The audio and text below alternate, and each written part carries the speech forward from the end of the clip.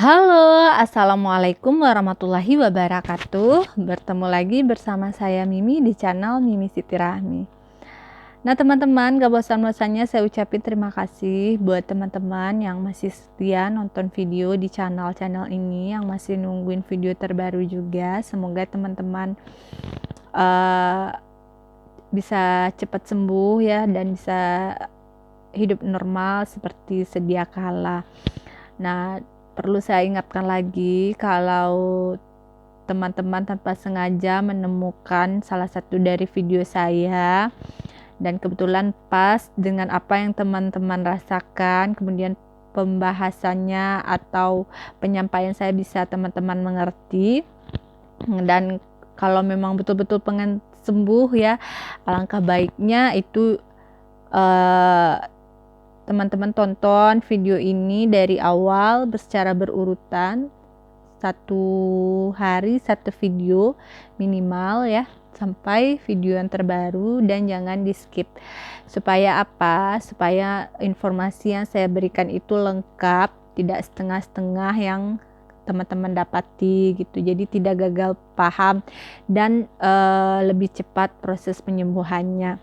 Dan semoga teman-teman adalah salah satu yang beruntung seperti saya, yang alhamdulillah atas izin Allah bisa sembuh lewat nonton video YouTube ya. Jadi mungkin yang sudah berobat ke sana ke sini ya, yang sudah mencoba pengobatan ini itu, sudah obat ini itu tapi belum sembuh, mungkin itu jalan lainnya itu bisa teman-teman tonton YouTube ya, karena mungkin salah satu yang bikin teman-teman itu tidak sembuh adalah pikiran teman-teman ya. Karena saya dulu seperti itu, kenapa tidak sembuh-sembuh penyakitnya, sensasinya masih bermunculan terus. Ternyata itu pikirannya yang masih kacau balau ya teman-teman ya, masih bingung, masih mencari-cari penyakit, ini penyakit apa itu. Dan alhamdulillah setelah nonton YouTube ya, tahu bagaimana sensasi asam lambung dan ACT itu gimana, tahu bagaimana cara menyikapinya, cara jalan-jalannya gimana supaya sembuh, apa yang harus dilakukan ya. Alhamdulillah saya bisa sembuh lewat nonton YouTube dengan menerapkan anjuran-anjuran dari mentor-mentor yang juga sudah sembuh dari asam lambung dan ACT. Semoga teman-teman bisa seperti itu, lepas dari minum obat ya, karena terlalu banyak minum obat kimia itu juga tidak baik ya teman-teman ya. Jadi coba, apalagi kita ini kan penderita asam lambung dan ACT, itu sebenarnya tidak begitu butuh obat ya teman-teman. Kita butuhkan itu adalah memang harus memperbaiki 3P itu. Obat itu hanya beberapa persen yang bisa membantu penyembuhan kita. Nah, jadi teman-teman, kali ini saya akan membahas tentang perbedaan saya sebelum sakit asam lambung, GERD, dan ACT dengan sesudah asam lambung, GERD, dan ACT. Jadi ini mungkin bisa memotivasi teman-teman kalau di setiap penyakit itu sebenarnya ada sisi positif ya teman-teman. Jadi supaya tidak terlalu stres, tidak terlalu depresi, tidak terlalu menyesali hidup. Sebenarnya apapun yang terjadi kepada diri kita sekarang ini, itu sebenarnya ada sisi positif yang bisa kita ambil gitu. Jadi saya mau cerita ya teman-teman, kalau gimana saya sebelum asam lambung, GERD, dan ACT, dan setelah asam lambung, GERD, dan ACT. Dari segi fisik ya, mungkin beberapa sih, hanya beberapa minusnya ya teman-teman. Selebihnya mungkin itu dampaknya baik. Kalau dari fisik memang itu minus ya, setelah asam lambung itu lebih buruk, maksudnya bukan buruk ya, lebih cenderungnya lebih baik sebelum daripada sesudah gitu ya. Kalau dulu itu, kalau dari segi fisik ya teman-teman, dulu waktu saya belum kena asam lambung itu rasanya saya tidak pernah mengenal lelah ya teman-teman. Jadi dulu itu kerja dari pagi sampai malam pun nggak pernah capek gitu. Pulang kerja mau melipir kemana-mana pun nggak ada capek. Kadang pun makan cuma sekali sehari, nggak ada merasa lapar gitu. Waktu bulan puasa pun saya pernah makan tuh cuma 1 kali sehari. Pas buka itu dirapel sama sahur. Jadi buka saya itu langsung sama sahurnya gitu. Jadi dulu itu saya lebih butuh tidur daripada makan.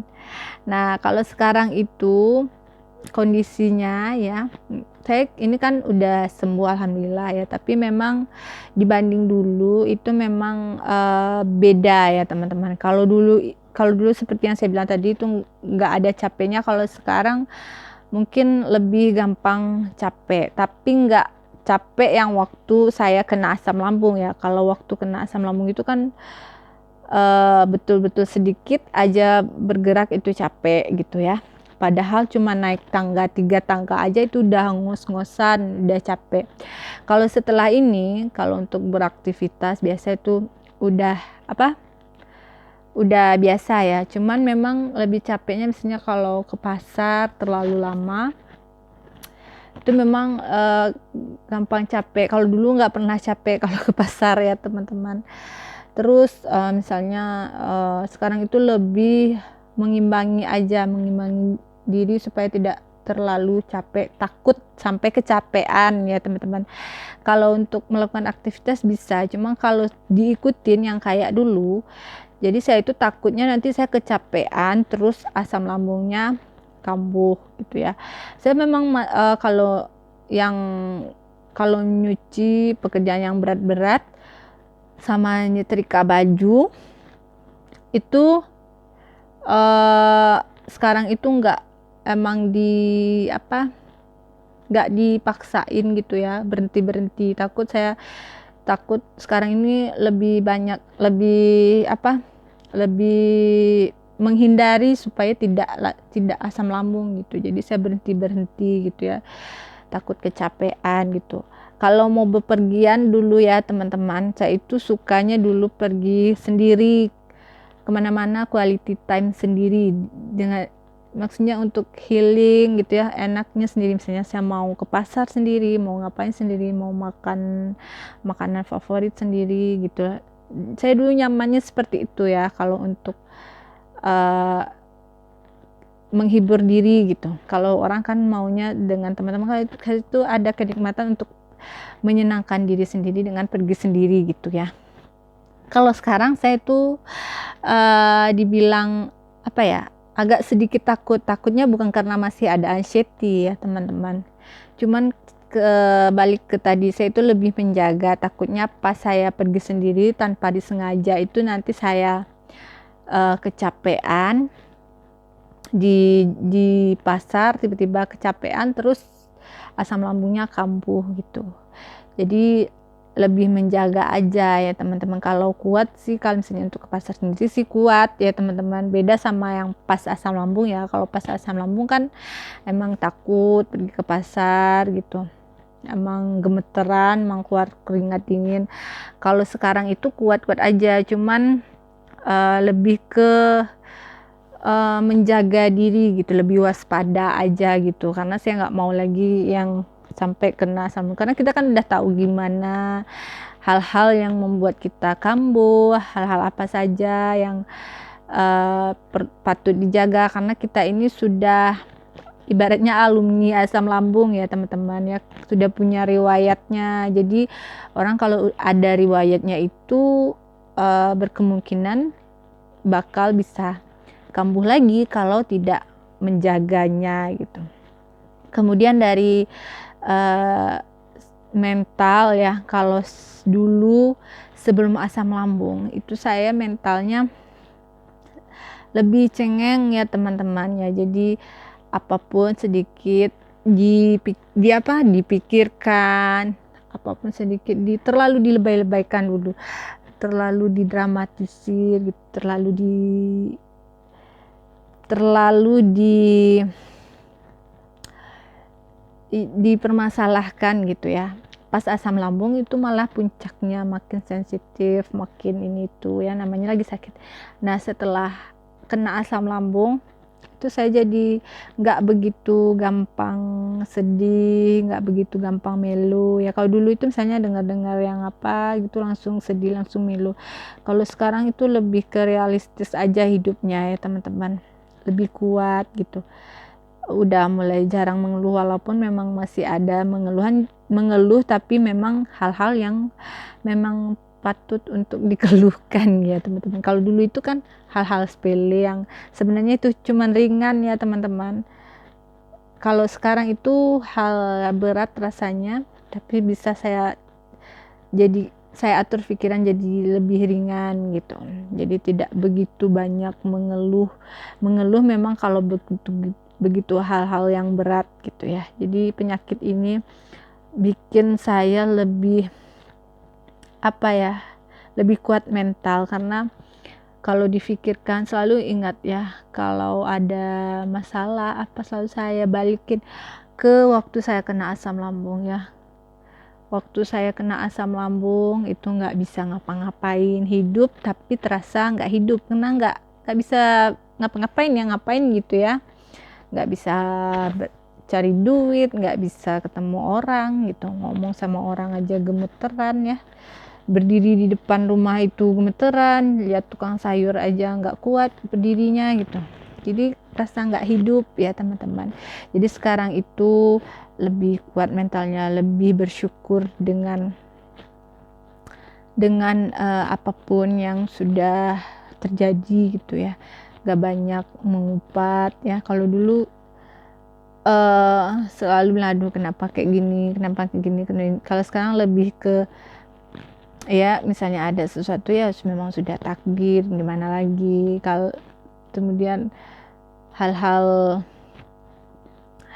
yang besar rasanya bisa diperkecil masalahnya gitu. Kalau dulu hal kecil jadi dibesar-besarkan gitu ya.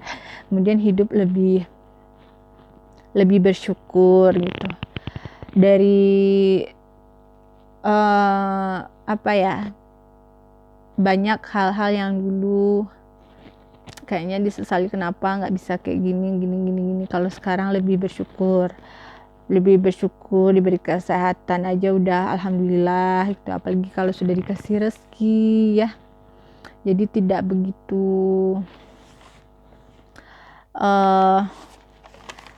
begitu menargetkan ya. Bukan berarti tidak ada cita-cita gitu ya teman-teman, tapi tidak terlalu